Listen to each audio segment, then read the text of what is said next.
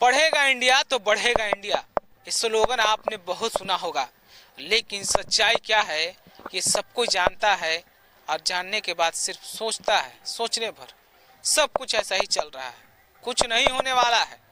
लेकिन सरकार का बहुत बड़ा बजट शिक्षा पर खर्च भी हो रहा है। 20 से 25% राशि सरकार शिक्षा पर खर्च कर रही है। पढ़ेगा और बढ़ेगा, बच्चों कैसे शिक्षित बनाया जाए, समाज को कैसे शिक्षित बनाया जाए, इसके लिए सरकार तो काम कर रही है। लेकिन हकीकत आज आपको हम दिखाने जा रहे हैं। आज हम मौजूद हैं वैशाली जिले के भगवानपुर प्रखंड के सहता पंचायत में, जहां की बुनियादी मिडिल स्कूल है, उसकी हालत देखकर आप खुद बता दीजिएगा कि शिक्षा की हालत कैसी होगी, बच्चों को कैसे शिक्षा दिया जा रहा होगा। आप कैमरामैन हमारे पीछे भी दिखाएंगे आपको कि बिल्डिंग है बुनियादी स्कूल का किस हालात में जीर्ण शीर्ण पड़ा हुआ है। आप खुद देख सकते हैं तस्वीरों के माध्यम से कि भवन ही नहीं होगा तो बच्चों को शिक्षा कैसी मिल रही होगी, बच्चे कैसे शिक्षा ले रहे होंगे, ये भी आप सोचने वाला सवाल है। तो सबसे बड़ा सवाल है कि आखिर इतना बड़ा पैसा, इतना बड़ा भारी भरकम बजट का पैसा जा रहा है कहाँ, तो कहाँ जा रहा है। शौचालय भी मैंने आपको दिखाने का काम किया है, शौचालय का मेन गेट तक भी नहीं है। अगर किसी बच्चे को शौच जाना हो या कहें कि यहाँ के शिक्षक, खास करके शिक्षिका जो महिला शिक्षिका आती है, अगर उन्हें भी शौच की जरूरत हो तो कहाँ जाती होंगी। ये सब सवाल है जो आप देख रहे होंगे और सुन रहे होंगे, और खुद समझिएगा कि आखिर परेशानी किस कदर है।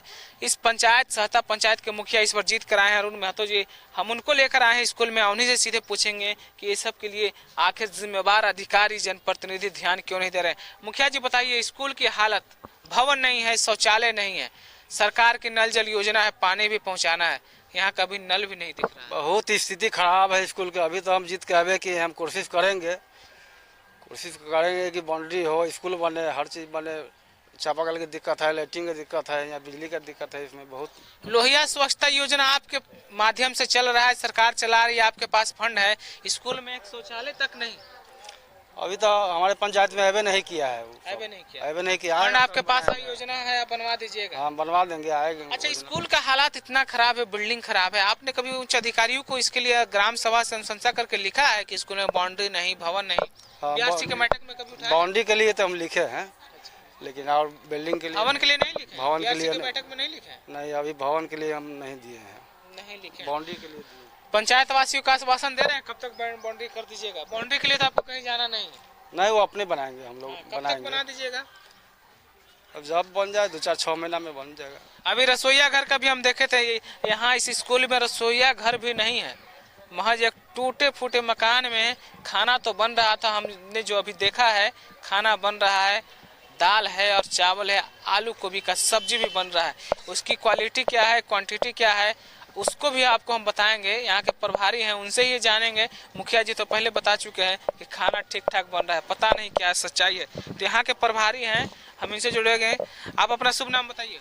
जी नमस्कार, मेरा नाम आनंद किशोर श्रीवास्तव हुआ। आप यहाँ कब से प्रभार में हैं? 2019 से। जी। स्कूल का तो हालत बहुत खराब है, शिक्षा कैसा मिल रहा है यही बता दीजिए। शिक्षक सभी लोग यहाँ पर क्वालिफाइड हैं, इसमें कहीं दो मत नहीं है, लेकिन यहाँ पर एक काम सिर्फ शिक्षा पढ़ाने के लिए नहीं बल्कि बहुत सा काम है। जैसे बीएलओ, हमको बीएलओ बनाए हुए हैं, प्रभारी भी हैं, एज ए टीचर पढ़ाते भी हैं।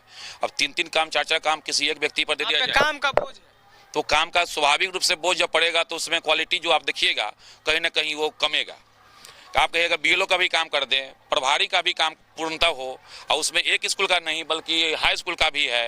अभी रजिस्ट्रेशन चल रहा है, उसमें भी रजिस्ट्रेशन सबका होना चाहिए, वो भी जवाबदेही मेरे ऊपर है। फॉर्म फिलअप करना है, टोटल बनने की मेरे ऊपर रिस्पॉन्सिबिलिटी है। आपके पास मैन पावर की कमी है, आपके पास जिम्मेवारी ज्यादा बढ़ गया, इसलिए आप तो पल्ला झाड़ रहे हैं। लेकिन जो शिक्षा है, बच्चों को शिक्षा का क्वालिटी क्या है, मिल रहा है कि नहीं मिल रहा? शिक्षा चूंकि हम पहले बोल दिए हैं कि जो यहाँ पर जो शिक्षक हैं सब वेल क्वालिफाइड हैं, टाइम से आ रहे हैं लोग। टाइम में थोड़ा कमी है, जिनको इनको हम बार बार बोले हैं और गांव के लोग सभी बोलते हैं। आज भी हम आपके माध्यम से बोलना चाहते हैं कि समय पर आए, उचित होगा। चूंकि जब तक बच्चे आ जाते हैं उनके बाद अगर टीचर आते हैं, और नहीं कहना चाहिए क्योंकि टीचर के विरुद्ध में हम ज़्यादा नहीं बोल सकते, लेकिन हम उनसे जरूर कहना चाहेंगे समय पर आवे।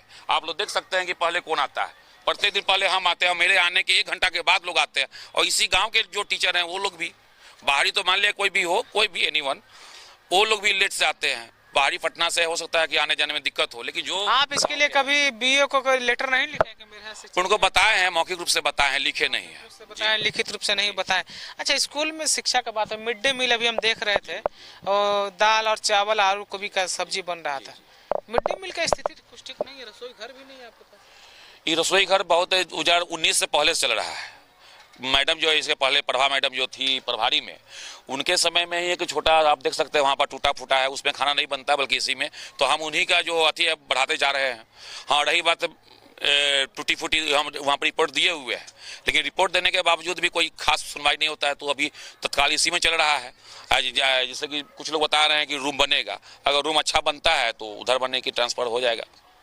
तो आपने देख लिया शिक्षा की हालत कैसी है। भवन, जीर्ण शीर्ण भवन की हालत इतना खराब कि मवेशी भी ना बैठ सके, लेकिन बच्चे वहाँ पढ़ने के लिए कैसे बैठेंगे ये भी सोच लीजिए। जब मवेशी ही ना रहेंगे, मौसम कभी ठंड कभी बरसात कभी गर्मी, इस मौसम का कहर अलग और ऊपर से खुला आसमान, शिक्षा मिले तो कैसे मिले आप खुद समझ सकते हैं कि शिक्षा की हालत क्या है, व्यवस्था क्या है। आपने प्रभारी से भी सुना है, जनप्रतिनिधि मुखिया अरुण मेहता से भी सुना है कि किस तरह के हालात हैं।